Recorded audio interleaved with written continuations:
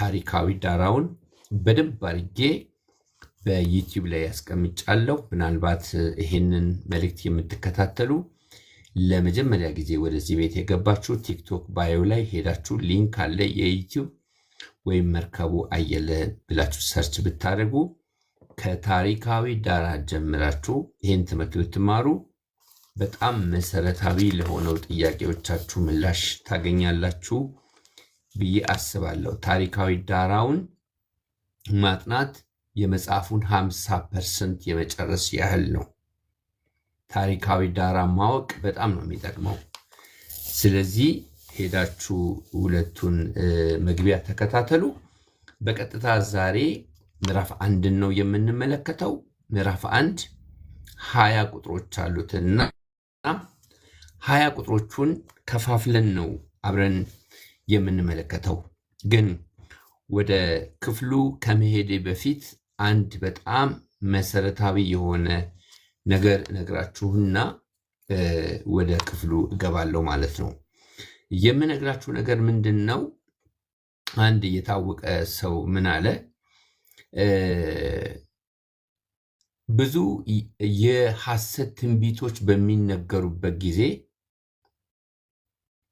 የሐሰት ትንቢቶች ከተናጋሪዎቻቸው ጭምር በፍጹም አይረሱም፣ ሰዎች ያስታውሷቸዋል አለ። ግን እውነተኛ ትንቢት ቢነገርና ቢፈጸም ያንን የተነገረውንና የተፈጸመውን እውነተኛ ትንቢት ደግሞ ማንም አያስታውሰውም አለ። ነገር ግን በአንደኛው ክፍለ ዘመን በነበረው ስደት ምክንያት አማኞች በብዙ ተስፋ መቁረጥና ፍርሃት በነበሩ ጊዜ እግዚአብሔር አምላክ ዮሐንስን አይኑን ከፍቶ ራእይ ያሳይቶት የጻፈው ትንቢታዊ መልእክት እስከ 21 ክፍለ ዘመን ድረስ ብዙ አማኞችን እያጽናና ተስፋቸውን እያደሰ የቆየ እውነተኛ ትንቢታዊ መጽሐፍ ነው ብሎ ተናገረ። ስለዚህ ሌሎች ትንቢቶች ተረስተው ይሆናል። ይሄ ትንቢት ግን ይህንን ዘመን ሁሉ እየኖሩ አማኞች እያነበቡ እየተጽናኑ ተስፋቸው እየታደሰ ቆይቷል ማለት ነው። እንግዲህ በመጽሐፍ ቅዱሳችን ውስጥ ራእይ በማየት የሚታወቁ 3 ታዋቂ አገልጋዮች አሉ። አንደኛው ዘፍጥረት መጽሐፍ ላይ የምናገኘው ዮሴፍ ነው። ሁለተኛው ነቢዩ ሕዝቅኤል ነው። ሶስተኛው ደግሞ ሐዋርያው ዮሐንስ ነው። እንግዲህ በመጽሐፍ ቅዱሳችን ውስጥ ነቢያት ሆነው ሌሎቹ ትንቢት ሲናገሩ፣ ዮሐንስ ግን ራእይ ነው ያየው። ራእይ ያየበት ምክንያት ምንድን ነው ሲባል ሚስጥራዊ የሆነ መልእክት ለአድማጮች ለማስተላለፍ ነው። ልክ አገር ቤት የወፍ ቋንቋ ተጠቅመን በሰው መካከል መልእክቶቻችንን ለምንፈልጋቸው ሰዎች እንደምናስተላልፍ ወይም ሰዎች በማይሰሟቸው በማይናገሯቸው ቋንቋ ተጠቅመን ሚስጥራዊ የሆነ ነገር እንደምናስተላልፍ ሁሉ ዮሐንስ ለሌሎች ሰዎች እንኳን አይደለም ለአማኞች እንኳን በጣም ውስብስብ ያለ መልእክት ነው ያስተላለፈው። ሌሎች ፈጽሞ ሊረዱት የማይችሉትን በጥበብ ነው። ለምሳሌ መጽሐፍ ቅዱሳችን ጳውሎስ ሲናገር ከአንበሳ አፍ ዳንኩ ይላል። አንበሳ ማን ነው ሲባል አንበሳ አይደለም፣ በዘመኑ የነበረውን ቄሳርን ነው እየጠራ ያለው። ጌታ ኢየሱስ ክርስቶስ በምድር ላይ በነበረ ጊዜ ያቺ ቀበሮ ብሎ ተናገረ። ያቺ ቀበሮ ማናት ሲባል ሄሮድስ ነው። ልክ ጌታችን ኢየሱስ ክርስቶስም ሐዋርያቶችም በወቅቱ ሚስጥራዊ የሆነ ነገር ለአድማጮቻቸው ለማስተላለፍ ሲፈልጉ የተጠቀሙባቸው ሚስጥራዊ የሆኑ ቃላቶች አሉ። ስለዚህ ዮሐንስ ራእይ በሚስጥራዊ ቃል ለአድማጮች የተላለፈ መልእክት ነው ማለት ነው። ስለዚህ የታየ ነው፣ የተሰማ ሳይሆን የታየ ነው። ይህን እንድትይዙልኝ እፈልጋለሁ። ሁለተኛው ነገር የመጽሐፉ ዋና ዓላማ ኢየሱስ ክርስቶስ ከዚህ ሁሉ መከራ በኋላ ድል አድራጊ ሆኖ እንደሚመለስና መጨረሻ ላይ ድሉ የሱ እንደሆነ አማኞች እንዲረዱና ተስፋ አድርገው ተጽናንተው እንዲቆዩ ነው እንጂ መጽሐፍቱን እንዲመራመሩ አይደለም። ዛሬ ብዙ ክርስቲያኖች ስራ ከመፍታታቸው የተነሳ ምንድን ነው የሚያደርጉት? ጥቃቅን የሆኑ ነገሮችን ሲመራመሩ፣ ሲከራከሩ፣ ሲሰዳደቡ፣ ሲጣሉ ጊዜያቸውን ያሳልፋሉ። የመጽሐፉ ዋና ዓላማ ኢየሱስ ክርስቶስ እሱ አሸናፊ እንደሆነ ተስፋ በማድረግና በመጽናናት ከጌታ ጋር ተጣብቀው አማኞች እንዲኖሩ የተጻፈ መጽሐፍ ነው ማለት ነው። ስለዚህ ይህንን በጣም ልታስተውሉ ይገባል። የሚገርማችሁ ነገር በዘመናት በዮሐንስ ራእይ ላይ ቁጥር ስፍር የሌላቸው መጽሐፍቶች ተጽፈዋል።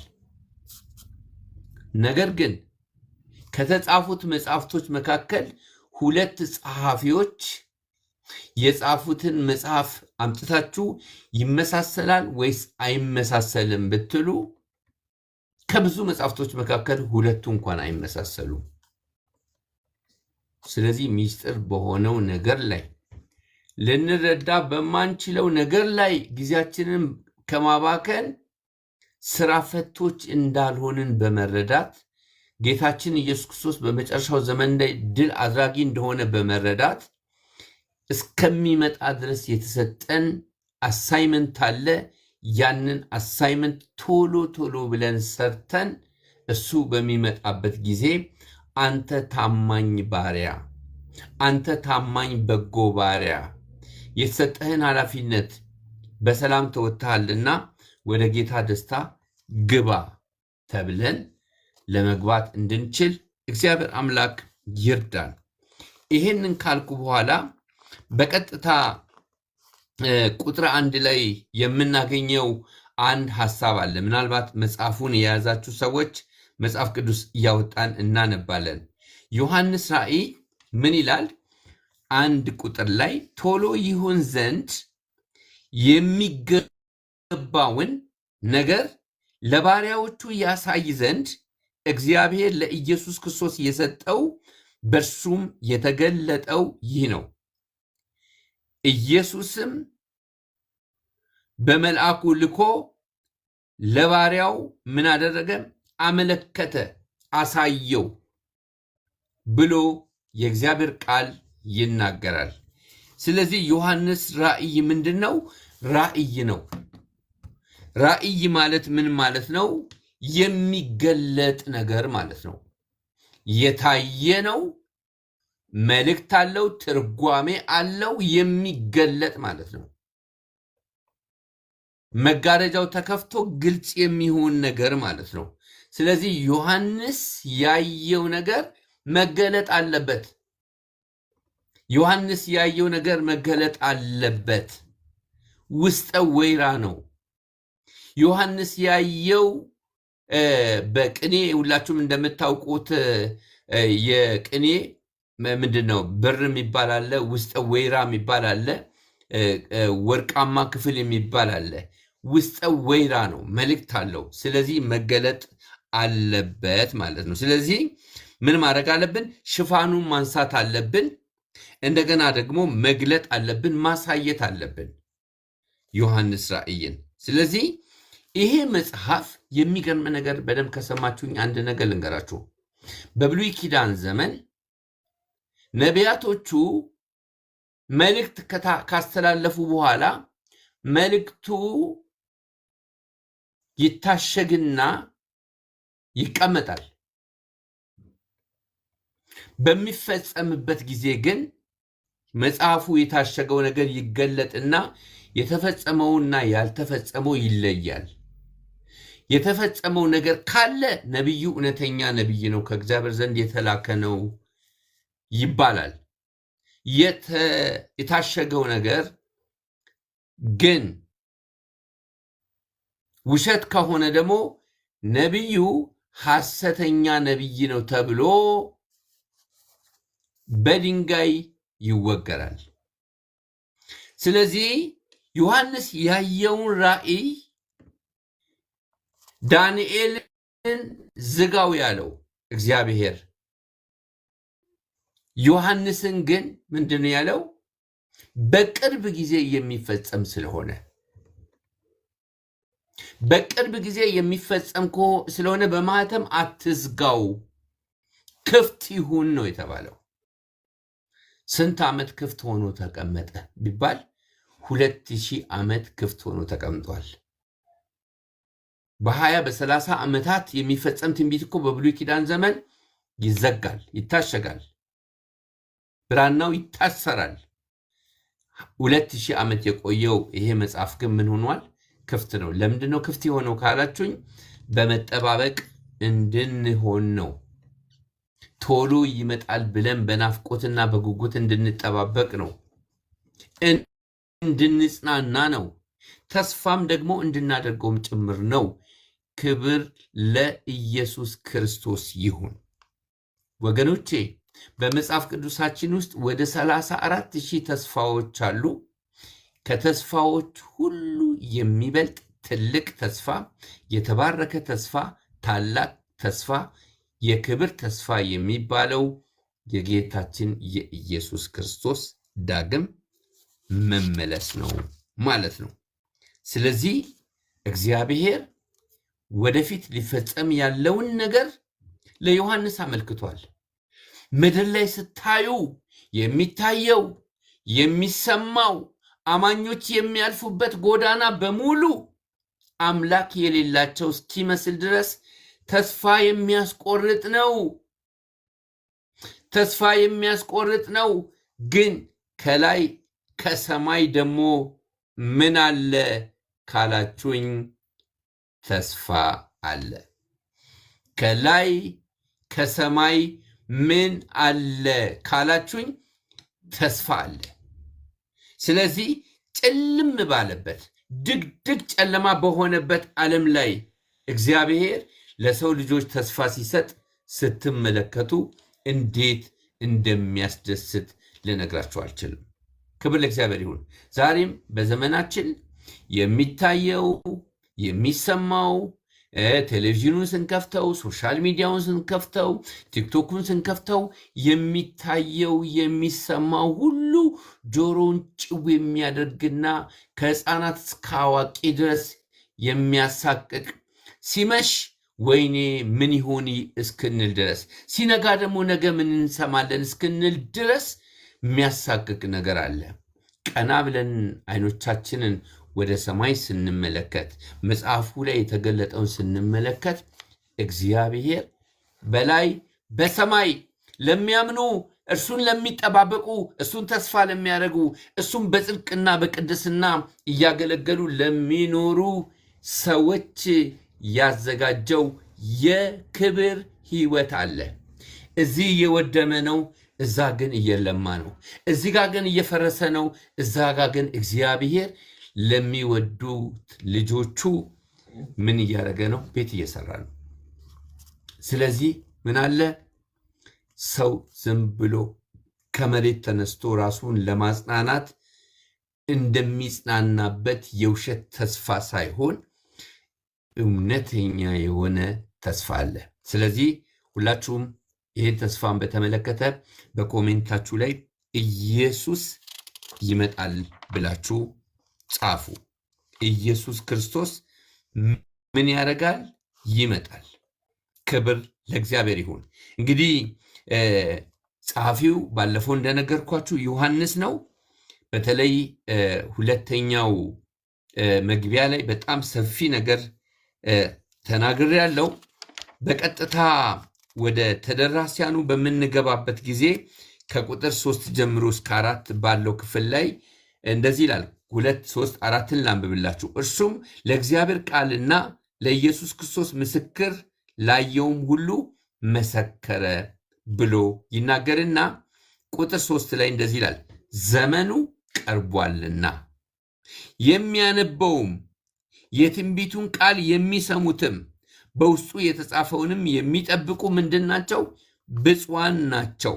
ስለዚህ ዮሐንስ በእስያ ላሉት ለሰባቱ አብያተ ክርስቲያናት ካለውና ከነበረው ከሚመጣው በዙፋኑ ፊትም ካሉት ከሰባቱ መናፍስት ከታመነው ምስክር ከሙታንም በኩር የምድር ነገስታት ገዢ ከሆነ ከኢየሱስ ክርስቶስ ጸጋና ሰላም ለእናንተ ይሁን ካለ በኋላ በጣም የምወደው አንድ ቃል አለ። ለወደደን ከኃጢአታችንም በደሙ ላጠበን። ሃሌሉያ። መንግስትን ለአምላኩም ለአባቱም ካህናት እንሆን ዘንድ ላደረገ ለእርሱም ከዘላለም እስከ ዘላለም ድረስ ክብር ይሁን ይላል። ለወደደን ከኃጢአታችንም በደሙ ላጠበን ይላል። ለካ ጌታ ወዶን ነው። ሃሌሉያ። ዮሐንስ የፍቅር ሐዋርያ ነው። በተገኘ አጋጣሚ ከውስጡ እያፈተለከ የሚወጣው ቃል ምንድን ነው ቢባል ፍቅር ነው። እዚህ ጭንቅ ጥብብ በሚል ሁኔታ ውስጥ እያሉ ለወደደን ከኃጢአታችንም በደሙ ላጠበን ለእርሱ ለመንግስቱ ካህናት እንሆን ዘንድ ላደረገን ከዘላለም እስከ ዘላለም ድረስ ምን ይሁን ይላል? ክብር ይሁን፣ ምስጋና ይሁን ይላል። እንግዲህ መልእክቱ የተጻፈው ለስንት ነው ቢባል ለሰባቱ በትንሿ እስያ ለሚገኙ ለሰባቱ አብያተ ክርስቲያናት ነው። ባለፈው በጣም ታሪካዊ ዳራውን አውርቼ ነበር። መጀመሪያ ሐዋርያት ሥራ ምዕራፍ 19 20 እና 21 ላይ በሶስተኛ የሚሽነሪ ጉዞ ሐዋርያው ጳውሎስ የኤፌሶንን ቤተክርስቲያን መሰረታት። ያቺ አንዷ አጥቢያ ቤተክርስቲያን 9 ወለደች። ከሷ ጋር 10 ይሆናሉ።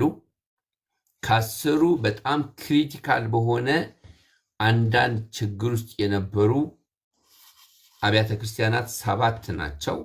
የተቀሩት 3 ደግሞ መልእክት አልተጻፈላቸው። ስለዚህ ለሰባቱ ነው የተጻፈው። በሚቀጥለው እንግዲህ ሰባቱ ምን እንደሚመስሉ በደንብ አድርገን እንመለከታለን ማለት ነው። እና በጣም የሚገርመው ነገር የመጽሐፉ ዋና አብይ ሐሳብ ምንድን ነው የሚለውን ከቁጥር 7 ጀምሮ ስንመለከት እንደዚህ ይላል። ለመጀመሪያ ጊዜ ዮሐንስ ራእይ ምዕራፍ 1 ቁጥር 7 ላይ እነሆ ከደመናም ጋር ይመጣል። ስለ ዳግም ምጽአት ነው የሚያወራው። ዓይንም ሁሉ የወጉትም ያዩታል፣ የምድርም ወገኖች ስለ እርሱ ዋይ ዋይ ይላሉ። አሜን አዎን አሜን ካለ በኋላ ምን ይላል?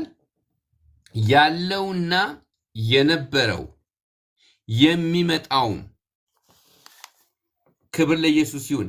ያለውና የነበረው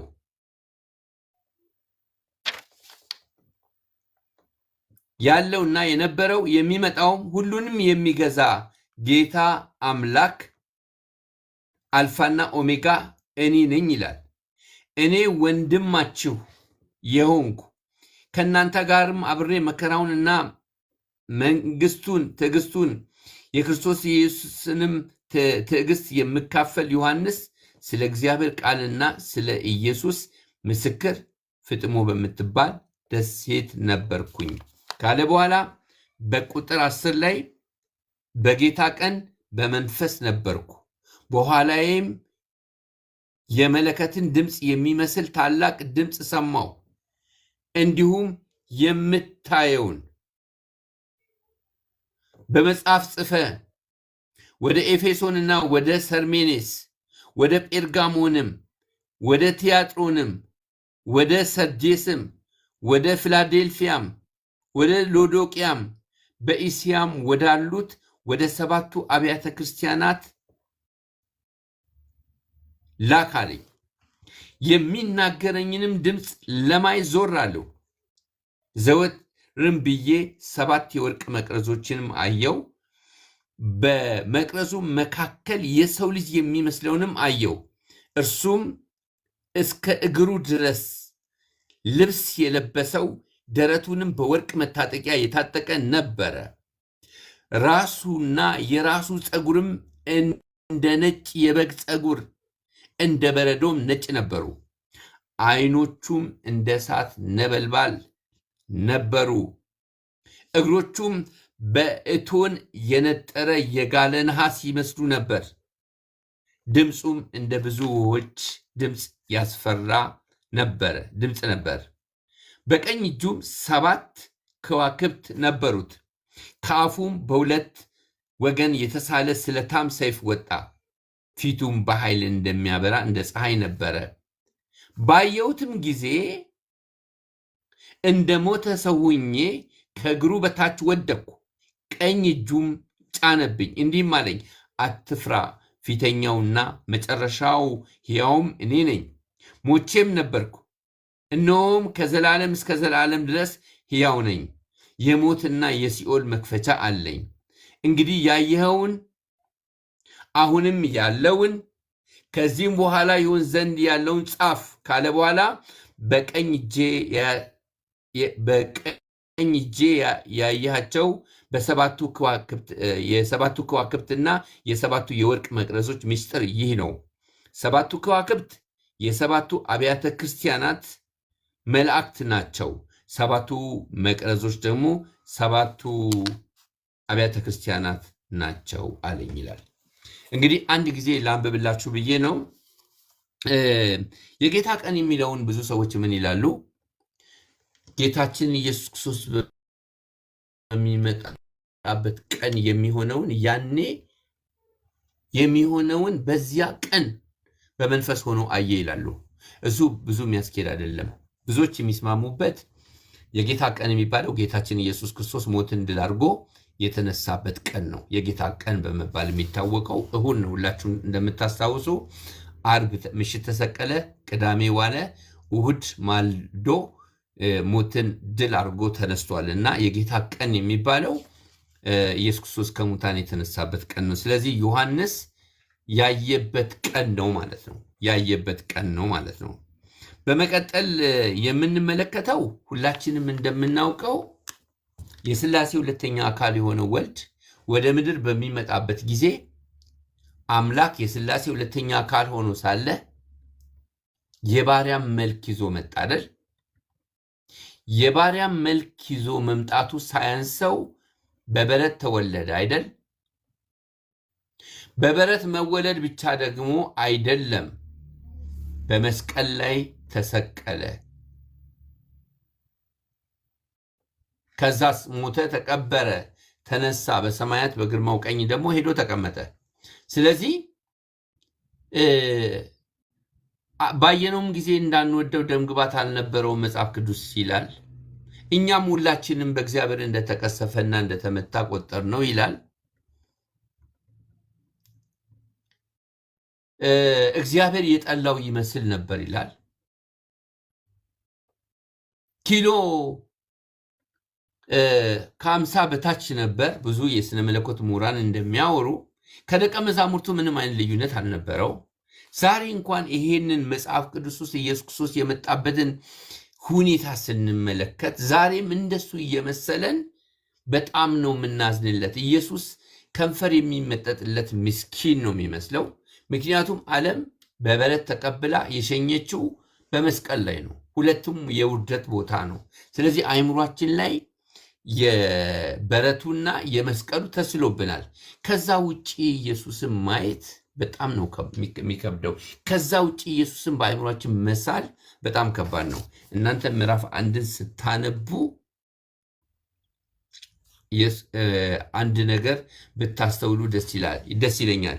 የባሪያም መልክ ይዞ በበረት ተወልዶ በመስቀል ተሰቅሎ የሚለው ታሪክ የኢየሱስ ያለፈው ታሪክ ሆኖ ሳለ አሁን ኢየሱስ በምን አይነት ሁኔታ ነው ያለው የሚለውን ብታስተውሉ ለእናንተ ይሻላችኋል። መጽሐፍ ምንድን ነው የሚለው ስለ ኢየሱስ? ፀጉሩ እንደ በረዶ ነጭ ሆነ አይደለ? አይኖቹ የእሳት ነበልባል፣ ደረቱን በወርቅ መታጠቂያ የታጠቀ፣ እግሮቹ በእቶን እንደነጠረ ነሐስ የሆነ፣ ፊቱ እንደሚያበራ ፀሐይ የሆነ፣ በእጁ ስለታም ሰይፍ የያዘ፣ በአፉ ውስጥ ትንፋስ ደግሞ ክፉን የሚያጠፋ ይላል። ለምንድን ነው የባሪያን መልክ ይዞ የመጣው ቢባል ባሪያዎችን ለማናገር እንዲመቸው ነው። ለምንድን ነው ደምግባት የሌለው የነበረው ሲባል ደምግባት የሌላቸውን ሰዎችን ለመቅረብ ነው።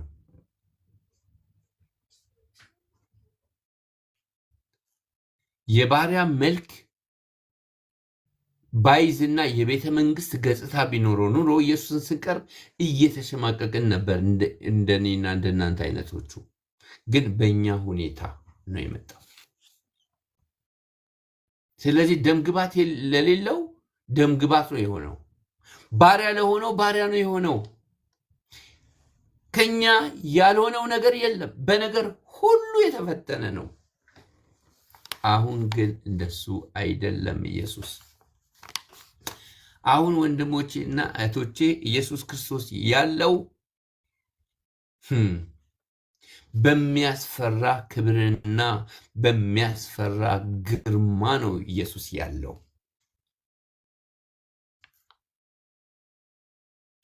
ደረቱ ጋር ጠጋ ያለው ዮሐንስ፣ አብሮ ሲበላ አብሮ ሲጠጣ የነበረው ዮሐንስ፣ ከሌሎች ደቀ መዛሙርት ይልቅ 3 ተአምራቶችን በተለየ መልክ ከኢየሱስ ያየው ዮሐንስ አሁን እንደ ሞተ ሰው ሆንኩኝ ይላል። አይዞ ብሎ ባያበረታው ኑሮ በዚያው አሸልቦ ይቀር ነበር። በፍጹም ስዕብናው የተገለጠውን ኢየሱስን፣ አብሮት የነበረውን ኢየሱስን ማየት አልቻለም። ኢየሱስ ከንፈር የሚመጠጥለት ምስኪን አይደለም። እንዲያውም አንቺ ነሽ ምስኪን፣ አንተ ነህ ምስኪን፣ ለአንተ ለአንቺ ለእኔ ብሎ ነው ምስኪን የሆነው።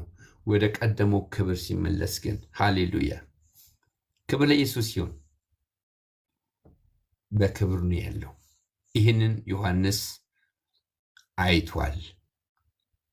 እንግዲህ 7 አብያተ ክርስቲያናት በትንሿ እስያ ለሚገኙ ለ7ቱ አብያተ ክርስቲያናት ነው የተጻፈው። 7ቱ መቅረስ ተብለዋል። 7ቱ መቅረስ 7ቱ አብያተ ክርስቲያናት ናቸው። 7ቱ ኮከብ የተባሉት ደግሞ የ7ቱ አብያተ ክርስቲያናት መልአክ የተባሉ ናቸው። መልአክ የሚለውን ብዙ ሰዎች ከሰማይ የተገለጡ ለእያንዳንዱ አብያተ ክርስቲያናት መላእክት አሉ ወይ የሚል ጥያቄ ይነሳል። 7ቱ መልአክ የተባሉት 7ቱ ምንድን ናቸው? የአብያተ ክርስቲያናቱ ሽማግሌዎች ናቸው፣ መጋቢያን ናቸው፣ መሪዎች ናቸው። ክራይስትን ሪፕሬዘንት የሚያደርጉ ናቸው ማለት ነው። ለ7ቱ አብያተ ክርስቲያናት ነው የተጻፈው። እንግዲህ ቁጥር 19 ላይ አንድ አስደናቂ ነገር ልንገራችሁ፣ በደንብ አስተውላችሁ ስሙ። እንግዲህ ያየኸውን ይላል። ያየኸውን የሚለው ምዕራፍ 1 ላይ ጌታ ኢየሱስ ክርስቶስን ያየበትን ነው ያየኸውን የሚለው። አሁን ያለውን የሚለው ደግሞ ከምዕራፍ 2 ጀምሮ እስከ ምዕራፍ 3 ድረስ ባለው ክፍል ላይ ያለው 7ቱ አብያተ ክርስቲያናቶች አሁን ያሉ አብያተ ክርስቲያናት ማለት ነው። ከዚያ በኋላ ይሁን ዘንድ ያለው ይላል። ደግሞ ሊሆን ዘንድ ያለው ምንድን ነው ከተባለ ከምዕራፍ 4 ጀምሮ እስከ 22 ድረስ ሊሆን ያለ ነው። ስለዚህ ዮሐንስ ራእይን 22ቱን ምዕራፍ በሌላ መልክ ስንከፍል ምዕራፍ 1 አሁን እየሆነ ያለውን ነው። 2 እና 3 ያለውን ነው። ከ4 ጀምሮ እስከ 22 ድረስ ወደፊት የሚሆነውን ነው። የኛ አምላክ ያለፈውን የሚያውቅ የአሁኑን ሁኔታ የሚያውቅ የወደፊቱንም የሚያውቅ ነው። ያለፈውን የሚያውቅ ነው። ያለፈውን አያውቅም ነበር? ያውቅ ነበረ። የአሁኑን ሁኔታሽንሳ የአሁኑን ሁኔታህንሳ እረ ያውቀው ይሁን ወይ? እስቲ ንገሩልኝ የምትሉትን ጉዳያችሁን አሁን ያለሽበትንም ሁኔታ ያውቃል። አሁን ያለህበትንም ሁኔታ ያውቃል። እሱ ብቻ አይደለም፣ ቀጥሎ ደግሞ ወደፊት የሚሆነውንም ያውቃል። በህይወትሽ ያለፈውን፣ ያሁኑን፣ የወደፊቱን ያውቃል። ሃሌሉያ! ለምን ቢባል ያህዌ ነው። ኢየሱስ ያህዌ ነው። ከእናንተ ጋር አብሬ ነበርኩኝ፣ አሁን ከእናንተ ጋር አለው፣ ወደፊትም እሆናለሁ። ያለ የነበረ የሚኖር ያለ የነበረ የሚኖር ነው። ምን ሁኔታ ውስጥ ነው ያላችሁ? ምን ሁኔታ ውስጥ ነው ያላችሁ? ትላንትና ያደረገው ለዛሬና ለነገ እምነት ይሆንላችኋል። አምላካችሁ የትላንት ብቻ አይደለም። አምላካችሁ የዛሬ ብቻ አይደለም። አምላካችሁ የነገም ጭምር ነው። የትላንት፣ የዛሬ፣ የነገም ነው። ክብር ለእግዚአብሔር ይሁን። ደስ አይልም? ሉዓላዊ ነው። አልተለወጠም። ብትለዋወጪ ያውቃል። ምን እንደሚለዋውጥህ ምን እንደሚለዋውጥሽ ያውቃል። ደስ አይልም? ረስቶኛል፣ ትቶኛል የምንል ሰዎች እንደዚህ ይላችኋል። አልፋና ኦሜጋ እኔ ነኝ ይላችኋል። ሃሌሉያ! እንድትጽናኑና በእርሱ ተስፋ እንድታረጉ ነው ይሄ መልእክት የተጻፈው። ክብር ለኢየሱስ ክርስቶስ ይሁን። ክብር ለኢየሱስ ይሁን። በልባችሁ ባርኩት። ትላንት፣ ዛሬ፣ ነገ በሕይወታችሁ የሚሆነውን ሁሉ የሚያውቅ የሲኦል መክፈቻ በእጁ ላይ ያለው የሚዘጋና የሚከፍት ክብር ለኢየሱስ ክርስቶስ ይሁን። እንዲህ አይነት አምላክ ነው ያንቺ አምላክ። እንደዚህ አይነት አምላክ ነው ያንተ አምላክ። ስለዚህ እኔ በጣም ይህን ቃል አሰላስል ነበረ። ምንድን ነው የሚለው? በመቅረዞችም መካከል የሰው ልጅ የሚመስለውን አየው ይላል። መቅረዝ አብያተ ክርስቲያናት ናት። ደክማለች፣ ጠውልጋለች፣ በሞት አፋፍ ላይ ነች ያለችው፣ ተስፋ ቆርጣለች። ግን በመቅረዝ መካከል ይመላለሳል፣ ይከታተላል። ለማን ጥሏት ዝም ይላል? ምናችንን አይቶ ነው የተቀበለን? ምናችንን አይቶ ይተዋል? ቤተ ክርስቲያን አፈር ልሳ ትነሳለች እንጂ ከምድረ ገጽ አጠፋም። ምክንያቱም ኢየሱስ ክርስቶስ ይመላለሳል። እንከን አለባት፣ ነቀፋ አለባት፣ ማታስጠጋናት፣ አድፋለች፣ ሞታለች። አዎ ሁሉ ነገር አብቅቶላታል አለች። ግን ማይ ጋድ በጣም ደስ የሚለኝን ቃል ይሄን ቃል እንድታጠኑ አበረታታችኋለሁ። ራሱና የራሱ ፀጉርም እንደ ነጭ የበግ ፀጉር እንደ በረዶም ነጭ ነበሩ። ዓይኖቹም የእሳት ነበልባል ነበሩ። እግሮቹም በእቶን የነጠረ የጋለ ናስ ይመስሉ ነበር። ድምፁም እንደ ብዙ ውሃዎች ድምፅ ነበረ። በቀኝ እጁም 7 ከዋክብት ነበሩት። ከአፉም በሁለት ወገን የተሳለ ስለታም ሰይፍ ወጣ። ፊቱም በኃይል እንደሚያበራ እንደ ፀሐይ ነበረ። ይህን ቃላት እችን ቃል በጸሎታችሁ አሰላስሏት። ክብር ለእግዚአብሔር ይሁን። እንግዲህ ይህንን ያህል ካልኳችሁ ይህንን መጽሐፍ በምንመለከትበት ጊዜ የዮሐንስ ራእይን በምንመለከትበት ጊዜ ከዮሐንስ ራእይ የምንማራቸው በጣም ዋና ቁልፍ ነገሮችን ነግራችሁና የዛሬውን መልእክት አጠቃልላለሁ። የዚህ አስደናቂ መጽሐፍ መሰረታዊ ባህሪያቶች እንደሚከተሉ ሊጠናቀቁ ይችላሉ። አንደኛው ምንድነው ካላችሁኝ፣ ይህ መጽሐፍ ክርስቶስን ማዕከል ያደረገ መጽሐፍ ነው። አስተምሯችን ምን መሆን አለበት? መጽሐፍ ቅዱስን መሰረት ያደረገ፣ ክርስቶስን ማዕከል ያደረገ፣ በመንፈስ ቅዱስ ኃይል የተሞላ መሆን አለበት። አስተምሯችን መጽሐፍ ቅዱሱ መሰረት ነው። የመጽሐፍ ቅዱሱ ማዕከል ደግሞ ክርስቶስ ነው። ደግሞ በመንፈስ ቅዱስ ኃይል ነው። ስለዚህ የጤናማ አስተምሮ ውጤቱ ጤናማ ልምምድ ይሆናል። ብዙ ጊዜ ሰዎች ጤናማ ያልሆነ ልምምድ እያዩ ይበሳጫሉ። ልምምድ ኮሬክት ማድረግ የሚቻለው ጤናማ አስተምሮ በማስተማር ነው። ጤናማ አስተምሮ ካለ ጤናማ ልምምድ አለ። ጤናማ ልምምድ ከሌለ ማለት ጤናማ አስተምሮ ከሌለ ጤናማ ያልሆነ ልምምድ ነው የሚፈጠረው። ስለዚህ መጽሐፉ የሚያወራው ስለማን ነው? ክርስቶስን ማዕከል ያደረገ ከመጀመሪያው እስከ መጨረሻው ድረስ። ሃሌሉያ። መጽሐፉ መሰረቱ የኢየሱስ ወንጌል ማቴዎስ፣ ማርቆስ፣ ሉቃስ፣ ዮሐንስ የኢየሱስን ሕይወት ነበረ። ዮሐንስ ራእይ ደግሞ የክርስቶስን ፍጻሜ የሚናገር ነው። ሌላው የተከፈተ ነው። አመፀኛው ያምፅ፣ ጻድቁም ይጽደቅ፣ ለእያንዳንዱ ዋጋን ከፍል ዘንድ ዋጋዬ በእጅ አለ፣ ዋጋው በእጅ አለና አልታሸገም፣ አልተዘጋም፣ የተከፈተ ነው፣ ሁሌ የሚነበብ ነው ማለት ነው። የተከፈተ መጽሐፍ ነው። ያጽናናል፣ ያበረታታል፣ ተስፋ እንድናደርግ ያደርጋል። በእጃችን የማይለይ መጽሐፍ ነው። ልናጠናው የሚገባን መጽሐፍ ነው። ሌላው ሶስተኛው ነገር በተምሳሌት የተሞላ መጽሐፍ ነው። ተምሳሌት ማለት ቅድም እንደነገርኳችሁ በሚስጥር ነው።